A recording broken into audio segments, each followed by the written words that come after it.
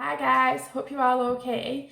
So just wanted to do a video tonight just on training, because I know a couple of you have been getting in touch over the recent weeks just mentioning that some old injuries are starting to flare back up again, and for some of you some new injuries are coming to light.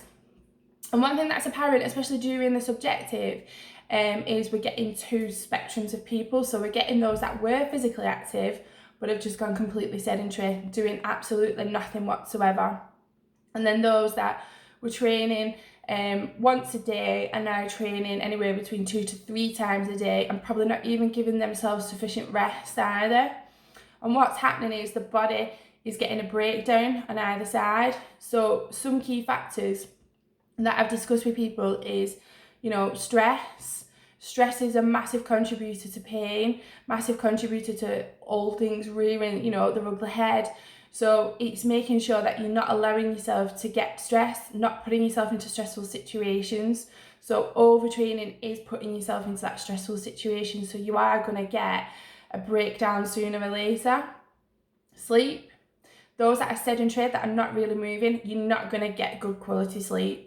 So you're probably finding you're going to bed later, getting up later, feeling really lethargic, dull, not really got a lot of energy wanting to do anything throughout the day. So, you're not moving, you're not exercising. Then those that are overtraining, you're probably finding that you're waking up thinking, oh my God, I've had a rubbish sleep here, I've not had a restful sleep, I could carry on sleeping. And sometimes even napping throughout the day as well. And that can be down to your nutrition on both sides. So the sedentary person, are you eating well? Probably not. So you're pumping your body full of stuff that's going to get you up here, and before you know it, you crashed back down again. So you've no energy, you don't want to do anything. Your body hasn't got anything in it to sleep properly. And the same for those that are overtraining. Are you actually feeding yourselves enough proper fuel to put you through your training sessions, enough to help you sleep so your body can repair? Probably not. Then in turn, so the nutrition side of things, the body is going to start to fail. Things are going to start to break down. Injuries are going to start to occur. Your coordination is going to be lacking. So, you may find that certain techniques that you're doing just aren't as clean, aren't as efficient because of your fatigue levels. And your movement quality as well. Those that are sedentary, probably lying on a couch, on a chair, where your muscles are becoming deconditioned.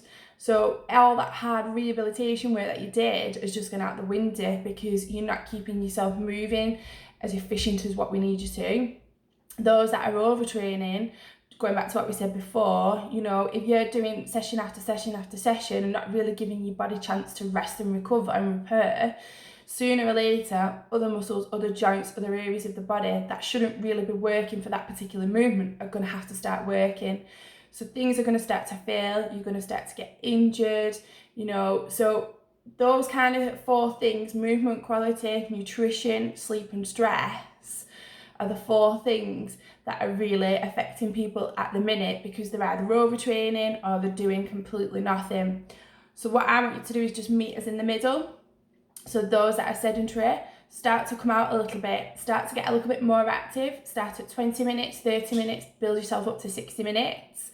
Those that are overtraining, go back down to what you would normally be doing.